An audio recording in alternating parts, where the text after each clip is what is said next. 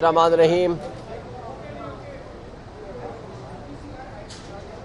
देखें, एक खुश आइंद बात है कि 8 फरवरी को इलेक्शन के इनेकाद के मुताल्लिक नोटिफिकेशन होने जा रहा है, लेकिन ये खुश आइंदी एक्चुअली खुश आइंद बात नहीं है।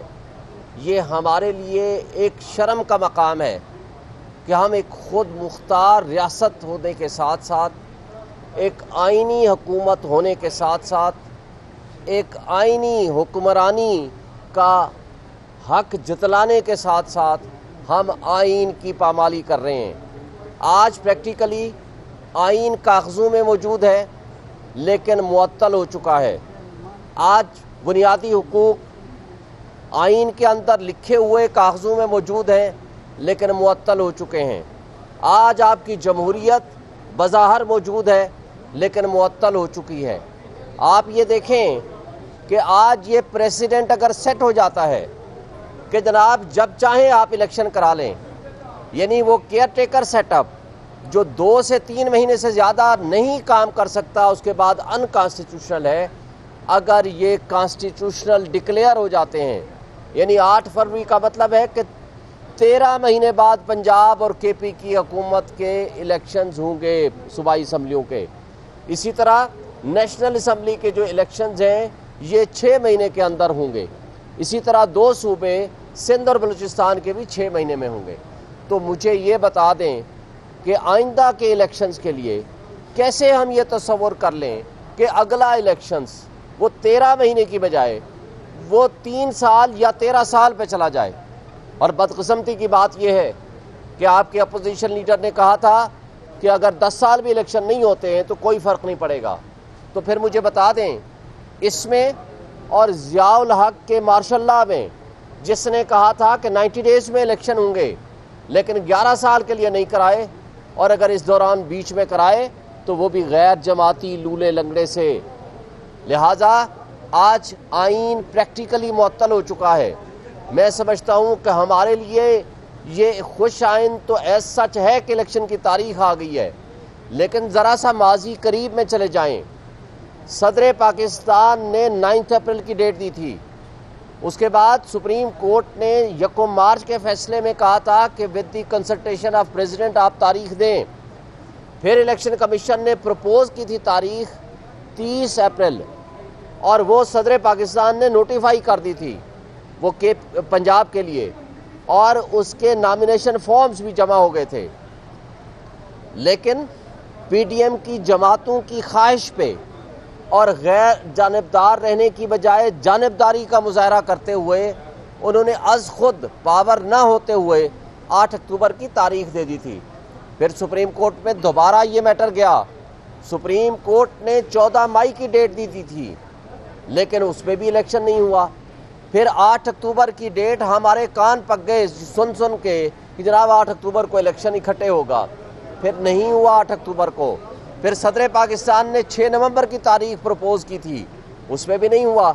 इलेक्शन कमीशन ने प्रेसिडेंट ऑफ पाकिस्तान जो कि आइनी सरबराह है आपकी रियासत के, उसको कंसल्टेशन में मिलने की बजाय एक ख़त के ज़रिए कहा कि हम आपको मिलना नहीं चाहते और आपके पास कोई पावर नहीं है।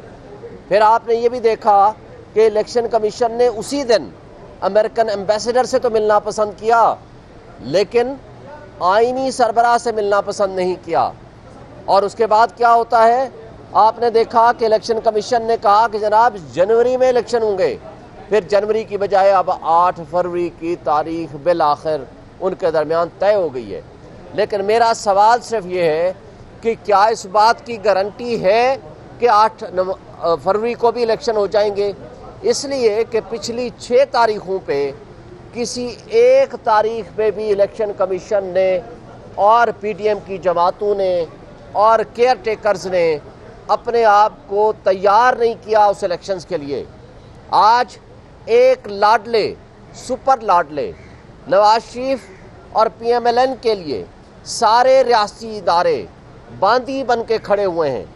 आपने देखा कि एक इश्तिहारी मुजरिम नवाज शरीफ जब लंदन में बैठा 4 साल से इस कानून का मजाक उड़ा रहा था, वहाँ आपका रियासत का एक मुजरिम है और रियासत का एक मुलाजिम डॉक्टर फैसल उसको किस तरह प्रोटोकॉल दे रहा था और किस तरह उसको बयानिया याद करा रहा था। सवाल ये पैदा होता है, क्या ये केयरटेकर्स के कहने पे कर रहा था या मुक़्तदर तबकों और हलकों के कहने पे कर रहा था? और अगर ऐसा नहीं था तो क्या आज तक उसके ख़िलाफ़ कोई एक्शन हुआ है? फिर जब वो एयरपोर्ट पे आता है तो जिस तरह उसके साथ सलूक किया जाता है एक स्टेट गेस्ट का, और जिस अंदाज से बायोमेट्रिक वेरिफिकेशन के लिए वहाँ जाया जाता है, इदारे जाते हैं, फिर जिस तरह लाहौर में CCPO उसको सलूट मार रहा है और प्रोटोकॉल दे रहा है, मुझे बताएं उसके मद्दे मुकाबिल पाकिस्तान में 100 मकामात पे PTI ने दरख्वास्तें दी कि जनाब हमें जलसा करने की इजाज़त दें। लाहौर हाई कोर्ट के हुक्म पे सिर्फ एक जगह पे इजाज़त मिली, वो काना लाहौर में, लेकिन वहाँ पहुँचने से पहले ही वर्कर्स को गिरफ्तार कर लिया गया। जब मोहसिन नकवी से पूछा गया कि ये क्यों किया तो उन्होंने कहा जी इनका क्रिमिनल रिकॉर्ड है। तो भाई मद्दे मुकाबिल आप एक क्रिमिनल को तो इतना प्रोटोकॉल दे रहे हो, और जो जिनका हक है कि PTI इस वक्त भी सबसे बड़ी पॉलिटिकल पार्टी है, इसमें किसी को कोई शक व शुबा नहीं है। इस वक्त भी इमरान खान सबसे पॉपुलर लीडर है पाकिस्तान का, वो वाहिद लीडर है जो फेडरेशन की अलामत है। आप अगर उसको ज़ोर ज़बरदस्ती जबर और बर्बरियत से आप PTI को क्रश करने की कोशिश करेंगे तो उसका नुकसान फेडरेशन को होगा, उसका नुकसान रियासत को होगा, उसका नुकसान रियासती इदारों को होगा। आज आपकी रियासत मुतहम्मिल नहीं हो सकती कि आप इस तरह के मिस एडवेंचर करें या आप इस तरह के एडवेंचर करें, इसलिए कि 16 महीने की कारकर्दगी के नतीजे में आज आपके पूरे पाकिस्तान के 16 महीनों में 12 लाख से ज़ायद प्रोफेशनल्स ये मुल्क छोड़ के जा चुके हैं, और दुबई की तारीख में और पाकिस्तानियों ने सबसे ज़्यादा पिछले 1 साल में वहाँ इन्वेस्टमेंट की है। जी मैं आपको इसका जवाब देता हूँ, मैं अपनी बात ख़त्म कर लूँ। पंजाब असम्बली और पंजाब सुन लें, जवाब सुने। पंजाब असम्बली और KP असम्बली आइन और क़ानून के मुताबिक तोड़ना जायज़ था, इसलिए कि आइनी तौर पर आप कोई किसी चीफ मिनिस्टर से या प्राइम मिनिस्टर से नहीं पूछ सकते कि आपकी एडवाइस काबिल कबूल है या नहीं है। इससे आप साबित हों कि अगर KP के असम्बली तोड़ना नाजायज़ एडवाइस थी तो गवर्नर KP जो आज भी बैठा हुआ है उसने खुद उस एडवाइस को एक्सेप्ट किया और रिजॉल्व की। फिर दूसरी बात, प्राइम मिनिस्टर और मौजूदा जो 2 सूबाई असम्बलियाँ हैं बलूचिस्तान और सिंध की, मुझे बताएं 3 दिन पहले क्यों डिज़ोल्व कर दी? इसलिए कि आइन के अंदर एक शिक मौजूद है।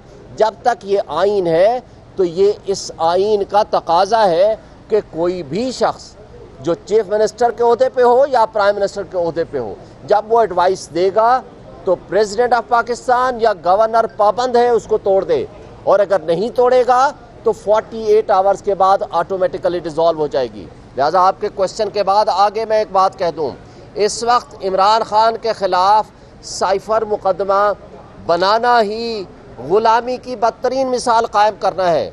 जो मुझे बताएं खुद मुख्तारी का दिफा किया हो उसको आप कहते हो मुल्ज़िम है, और जिस शख्स ने कहा बेगर्स आर नॉट चूज़र्स उसको आपने प्राइम मिनिस्टर और मुद्दाई बना दिया, और जिस शख्स ने कहा कि अमेरिका हमारा वेंटिलेटर है उसको आपने डिफेंस मिनिस्टर बना दिया। फिर ये जो फैसला किया जस्टिस आमिर फारूक साहब ने वो टोटली गलत है। कहा गया कि जनाब असद मजीद को बुलाया गया, उसने कहा हाँ साइफर के कंटेंट्स तो दुरुस्त हैं, लेकिन ये कहा कि साजिश का नहीं हुई। भाई साजिश का पता कराना तो किसी कमीशन के ज़रिए साजिश का पता कराना था, वो हुकूमत पाकिस्तान ने साजिशी किरदारों को डिग आउट करना था। वो आपने वो सुप्रीम कोर्ट की जजमेंट के अंदर लिखा हुआ है कि आप इसमें कमीशन बनाएं, और कमीशन बनाने के लिए इमरान खान ने जस्टिस रिटायर्ड तारिक की सरबराही में कमीशन बनाया, जिसको उसने माजरत कर ली। फिर शहबाज शरीफ ने फ्लोर ऑफ द हाउस पे खड़े होकर कहा था कि धमकी आमेज गुफ्तगू थी, लेकिन मैं इसमें कमीशन बनाऊंगा साजिशी किरदार को डिग आउट करने के लिए, लेकिन वो नहीं बनाया क्योंकि साजिशी किरदार तो वो खुद थे। अब उसके आगे आप जाएं, नेशनल सिक्योरिटी कमेटी ने 2 दफ़ा इसके अपने मिनट्स जारी किए जिसने उन्होंने यूएस एम्बेसडर को डिमार्श किया। तो ये वो सारी चीज़ें जब आपके सामने आएंगी तो मैं समझता हूँ कि आपको ये साबित करना पड़ेगा कि ये साइफर का मुकदमा सिवाय पॉलिटिकल विक्टिमाइजेशन के और कुछ भी नहीं है। फिर आपने देखा जिस केस में कल केस लगा हुआ था जस्टिस मियां गुल हसन औरंगजेब, जस्टिस अरबाब ताहिर साहब, और रात को ही वो बेंच बदल दिया गया। तो ये जो कुछ हो रहा है इस्लामाबाद में, तो हमें अफसोस से कहना पड़ता है कि ये जो मैनिपुलेशन है, ये जो केसेस फिक्सेशन है, ये बहुत गलत तरीके से जारी है। हमारी वाहिद आस और उम्मीद सुप्रीम कोर्ट में है कि जिस मुल्क में कानून और इंसाफ का निज़ाम ट्रू सेंस में नहीं लागू होगा तो ना तो पाकिस्तान में कुछ सरमायाकार आएगा, ना यहाँ सरमायाकारी होगी, ना माशी तबाही से निकलने का ज़रिया हो सकता है। अगर वक्त से पहले इलेक्शन को आपने मुतनाज़ा कर दिया और आपने इस अंदाज से इलेक्शन कराए, फ्री एंड फेयर इलेक्शन ना कराए, और कहा जाता है लेवल प्लेइंग फील्ड, हमारे पास तो फील्ड ही नहीं है। लेवल हम खुद कर देंगे, हमें फील्ड प्रोवाइड कर दें। लेकिन हम ये आपके ज़रिए बताना चाहते हैं, पूरे पाकिस्तान में हम इलेक्शन लड़ेंगे, पूरे पाकिस्तान में तमाम हमारे कैंडिडेट्स होंगे नेशनल असम्बली और सूबाई असम्बलियों के, और इंशाअल्लाह कामयाबी हमारा ही मुकद्दर होगा। बहुत से लोगों का ये कहना है कि तहरीक इंसाफ की जो बैलेट पेपर पे उसका बल्ले का निशान नहीं होगा, तो क्या आप समझ रहे हो कि तहरीक इंसाफ को इलेक्शन लड़ने दिया जाएगा? देखिए, तहरीक इंसाफ को बल्ले के निशान का जहाँ तक ताल्लुक है, ऑलरेडी इलेक्शन कमीशन फैसला कर चुका है, लेकिन अगस्त के फैसले को अभी तक जारी नहीं किया। मैं उनसे मुतालबा करता हूं कि फौरी तौर पर आप उस फैसले को जारी करें जो मीडिया की मौजूदगी में आपने फैसला सुनाया था। इसका मतलब है कि इलेक्शन कमीशन के ऊपर प्रेशर है, जिसकी वजह से वो अपना फैसला अनाउंस करने के बाद वो लिख के हमें प्रोवाइड नहीं कर रहे सर्टिफाइड कप।